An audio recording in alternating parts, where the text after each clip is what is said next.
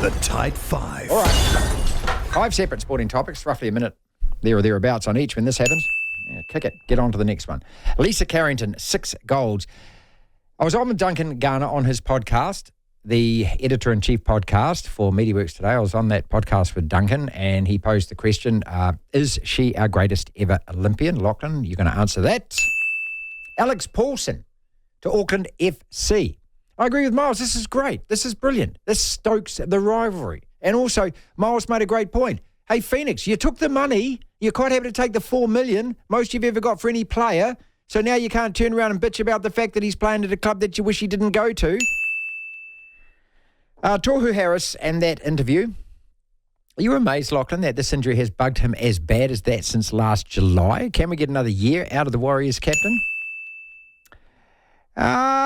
Serbia, and we've had a text through on this. Martin, did you see them chop that against the United States? 17 points up, Lachlan. They should have won that game. All Blacks versus Argentina, the 200 metres this morning.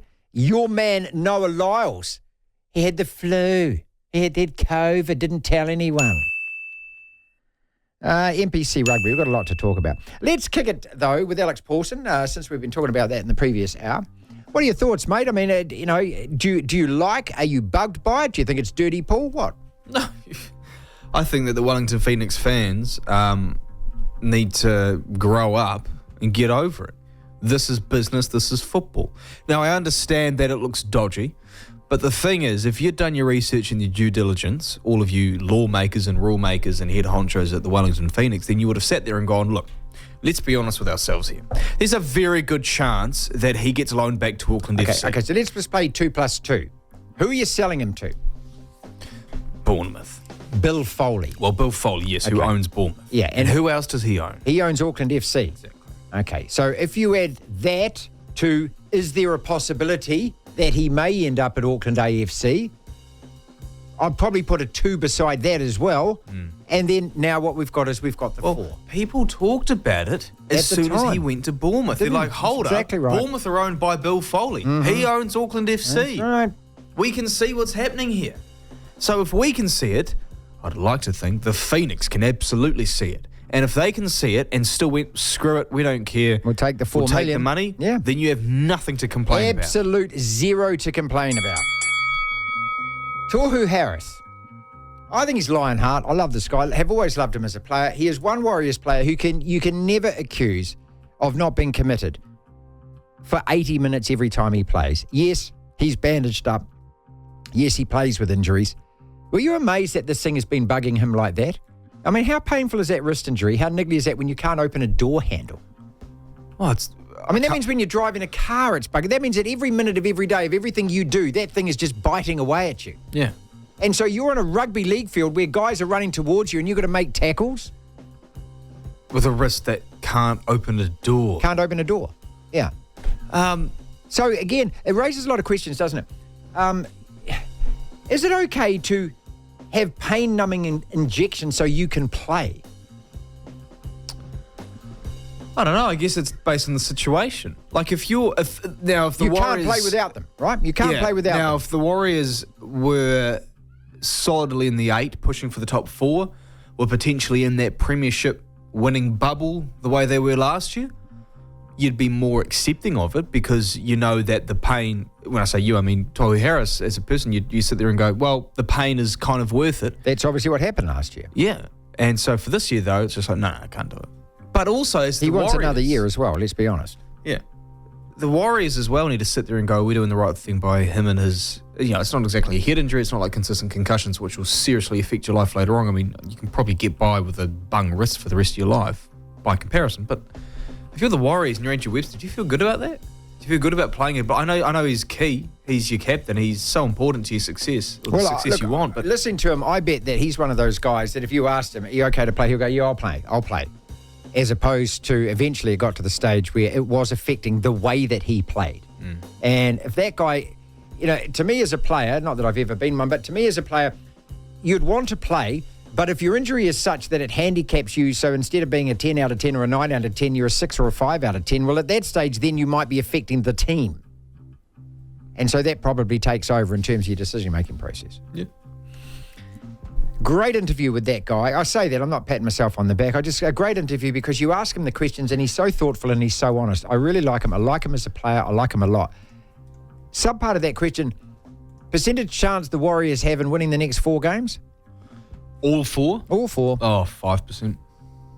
Percentage chance of beating the Dolph? I think that's the one game they have the best chance at winning, actually. So I'll give them a 45% chance. We will play What is More Chance of Happening, talking about the NRL. We'll do that in about an hour or so. Lisa Carrington, 6 goals. The most meaningless debate in sport is always what athlete is better than what athlete. Duncan asked me this question this morning. She's won 6 gold medals. Does that make her our greatest ever Olympian? And I said, look, I have put together a little list of those that have won more than 1 gold for New Zealand, and I hope I haven't missed anyone out. But Mac and Ferg, Valerie Adams, Peter Snell, Daniel Loader, Mark Todd, McMurray Bond, Drysdale. We've had 2 rowing 8s crews, which I'll join together as winning golds. It's never apples with apples. When Lisa Carrington first started, that K1 200 that she raced, they don't have that in the Olympics anymore. So she won golds at that. That was she was the inaugural champion at that, and we had it explained during the week. It's the same as the Canoe X. It's not easier to win it when it's the first time the event is staged, but you know what I mean. It's you have got the jump on a lot. Lachlan, I still rate Peter Snell. Do you know why? Because he's the only guy ever to win the 800 and 1500 at any Olympics for a start. And those are blue ribbon events at the Olympics. He's the only Kiwi to medal in the 800, I think. And also, those sports are competed for by hundreds of thousands of athletes all around the world. So it's the same as Daniel Loader in the swimming. I'd probably rate those 2 higher than Lisa Carrington, only because there's a crapload more people that do those than sit in canoes, right? I'm not saying that I'm not devaluing the canoeing thing at all, but in terms of the Olympics, I'm thinking, okay, those events probably, if you rated them, probably mean a little bit more, or certainly have over the years. Yeah, that's like, they are more prestigious events and have been in the modern history of the Olympics. It's like saying you've got a golfer who's got 10 major titles and you've got one who's got 6.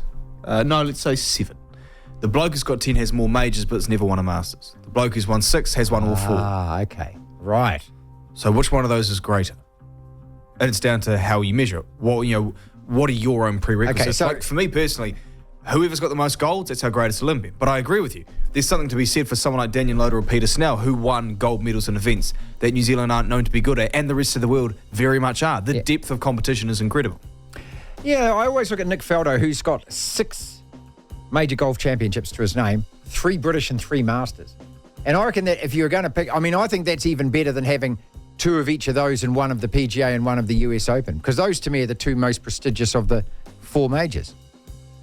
But again, it's a silly argument to have, isn't it? Lisa Carrington has won 6 gold medals, for God's sake. She's probably going to win another one at least. Yeah, I've got a list here. I've got about 16 million tabs. Gee, let me find this. We've only got, here we go. 1, 2, 3, 4, 5, 6, 7, 8, 9, 10, 11, 12, 13, 14, 15, 16, 17, 18, 19 athletes ever that have won 2 or more golds. And there's 1, 2, 3, 4, 5 of those 19 who have won 3 or more. Oh, who's the 5? Well, guess. Okay, Lisa Carrington. Lisa Carrington, obviously. Peter Snell. And Valerie? I think you... No. Murray and Bond? This is golds, by the way. Golds, Murray and Bond? Bond's one of them. You've got 2 more. One of them you've said, I'm pretty sure. Well, I think you've said both of them. Both got... Oh, okay, Ferguson's got 4 golds, hasn't he? Yep. Okay. And the other guy got his last medal, scared away that it's a him, in 1988 in Seoul.